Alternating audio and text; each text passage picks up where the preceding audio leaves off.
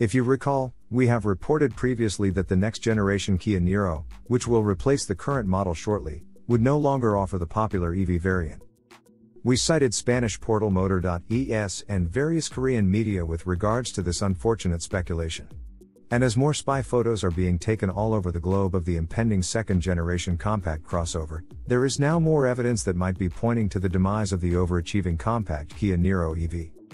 Kia Niro EV is the model that put Kia on the map as one of the go-to brands when it came to purchasing an electric vehicle is concerned, as it was the Niro EV or e-niro as it's known in Europe, that has given Kia the honor of earning the highest customer satisfaction ranking for a mass-market electric vehicle according to J.D. Power. The affordable EV that achieves 239 miles or 385 km EPA-rated range and 0 to 60 miles per hour in around 6 seconds, stole the hearts of many new EV buyers and firmly established itself as the new benchmark in its class. In fact, the compact EV from Kia was often praised as one of the few EVs that actually exceeds the published range, as it wasn't unusual for the owners to report real-life ranges up 300 miles. This is due to Niro EV's large for its size, 64 kWh high-density, lithium-ion polymer battery pack combined with its highly efficient motor that produces 201 horsepower and stout 291 pounds-foot of torque. To put it in perspective, the 64 kWh battery pack is actually larger than the standard range Kia EV6 that's powered by a 58 kWh battery. Also, Niro EV actually packs more power than the entry-level single-motor EV6 model that only comes with 168 horsepower and 258 pounds-foot of torque and outpaced the more expensive EV6's acceleration time of 8.5 seconds by nearly 1.5 seconds. Niro EV achieves these monumental accolades by weighing in 265 pounds or 120 kilograms less at 2,935 pounds or 1,785 kilograms compared to EV6's hefty 4,155 pounds or 1,885 kilograms, while providing 7 cubic feet or 500 liter more of cargo space at 53 cubic feet or 1,800 liters versus 46 cubic feet or 1,300 liters for EV6. And at the end of the day, Kia Niro EV will actually be $5,000 to $6,000 cheaper at less than $40,000 when compared to the EV6's estimated starting price of $45,000. So, you wonder why anyone in the right mind would choose the EV6 over the electrified Niro? Well, there are lots, apparently. In the native Korean market, the electrified versions of Niro and the sister car Hyundai Kona sales have plummeted by nearly 50% since the introduction of the new Kia EV6 and the platform-sharing Hyundai Ioniq 5 dedicated electric crossovers, according to a prominent Korean news media, MK's article dated May 2, 2021. Mind you though, the overseas sales of such derivative electric vehicles such as Niro EV, Kona EV, and Seoul EV are still going strong in Europe and North America as they are gaining more popularity. However, the same newspaper predicted that as more dedicated EVs are introduced, people's propensity to lean towards the newer technology products will increase, and will signal the end of the otherwise very popular older tech electric cars. Understanding this inevitability, it appears that Kia has wisely chosen to discontinue the electric version and focused on creating a new image and identity for the next generation hybrid-only Niro. And that identity is a fun and funky crossover car as conceptualized in the Habaniro Concept. Habaniro was revealed at the 2019 New York International Auto Show to showcase Kia's direction for the SUV of the future as a youthful brand. To address perhaps Niro's biggest shortcoming, which is its rather plain vanilla appearance, Habaniro featured a stunning design with butterfly doors, a red-hot interior, and technology of the future. Furthermore, with its tough-looking front end and skid plate, Habaniro is at home both on and off-road. And most of the design cues, as well as technology, are expected to find their way to the new Niro, save for the crazy butterfly doors of course. These include a head-up display with augmented reality navigation, which has already found a home in the new Kia EV6 as well as Ioniq 5. The new Niro will also feature the EAWD technology, which combines the engine in the front with an electric motor in the rear to deliver a sophisticated all-wheel drive experience thanks to DAS or disc connector actuator system that distributes power evenly and seamlessly between the front and rear axles to deliver optimal efficiency and performance, that not only aids in the adverse road conditions and in incremental weather, but improves traction for performance-oriented driving on road. Also shared with EV6 will be the advanced Level 2 driver's assistance feature called HDA2 or Highway Driving Assist 2 that's claimed to be better than Tesla's autopilot, and nearing Level 3 autonomy, which is virtually self-driving. Furthermore, the all-new Niro will share much of the technology found in the upcoming 5th generation Kia Sportage. This is because the all-new Niro will be based on the Sportage, which is in turn based on the newly released 4th generation Hyundai Tucson. Therefore, Niro will share its bigger platform sharing Sportage's standard features like automatic emergency braking, active lane control, blind spot monitors, a surround view camera system, smart parking assist, and automatic high beams. Available safety features will include adaptive cruise control with stop and go functionality and blind spot braking intervention.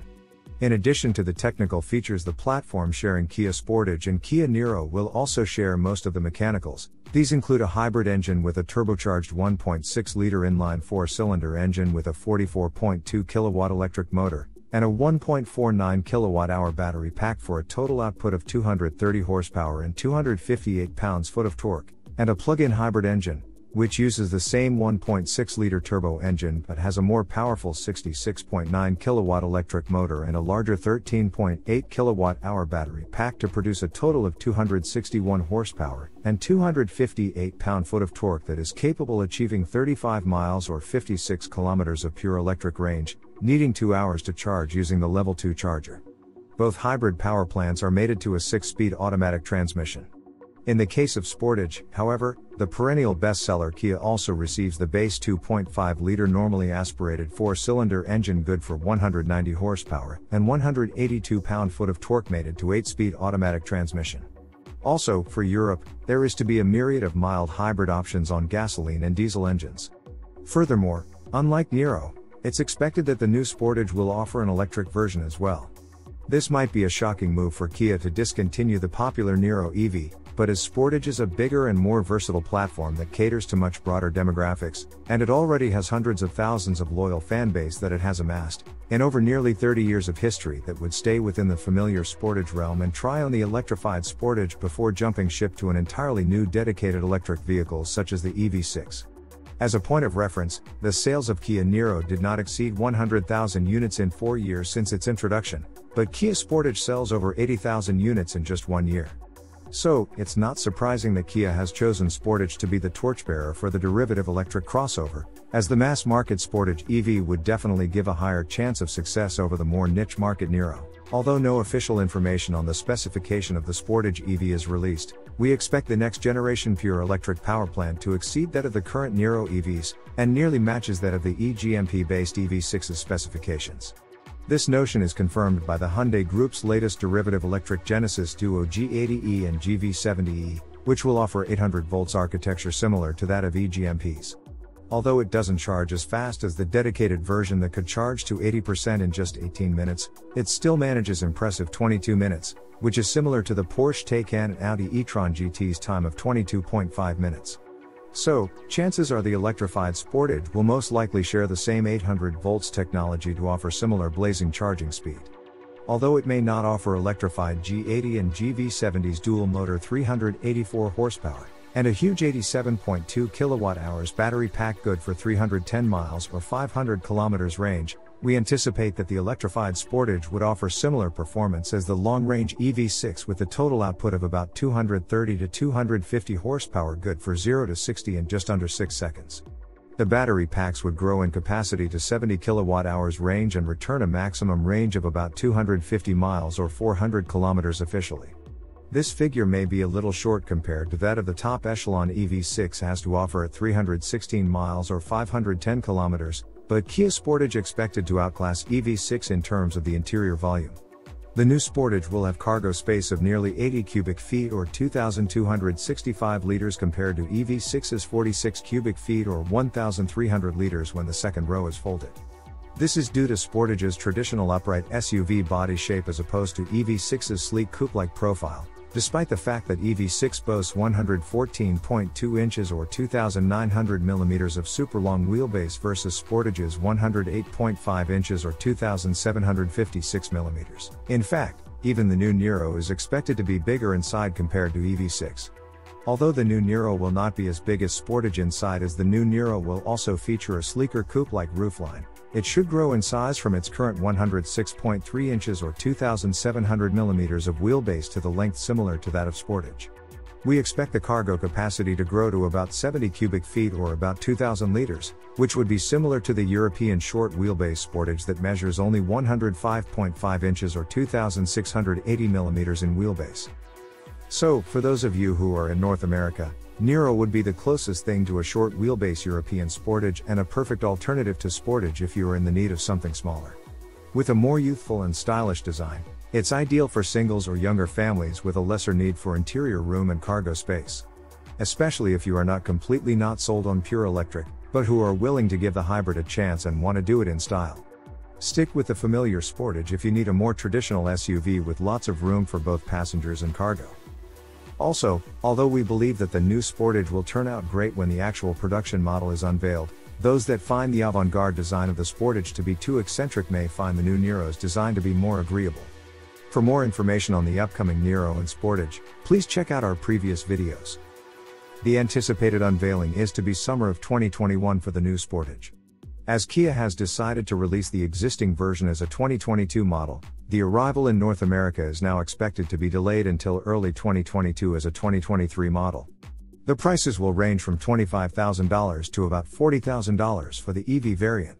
For Niro, it's a similar story, originally expected to be released as a 2022 model after the unveiling in 2021. The all-new Niro will now be released in 2022 as a 2023 model at an estimated price that's similar to the current model at $27,000 for hybrid and $32,000 for the plug-in hybrid.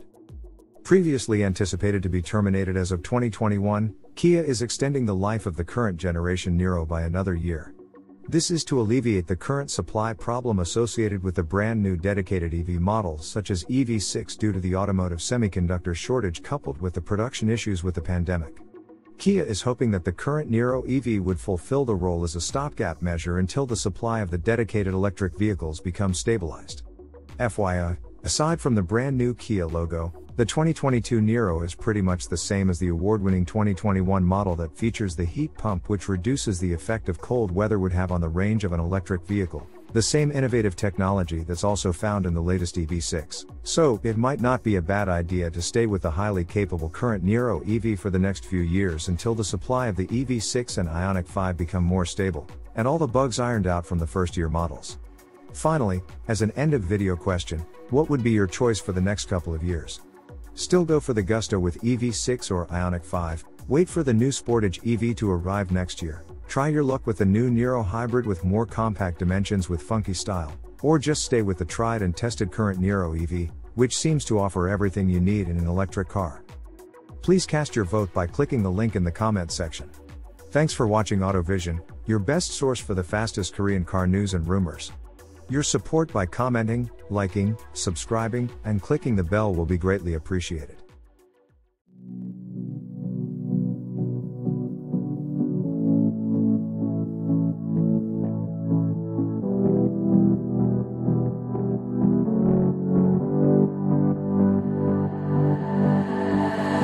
I've been fighting everything you say. I've been trying to go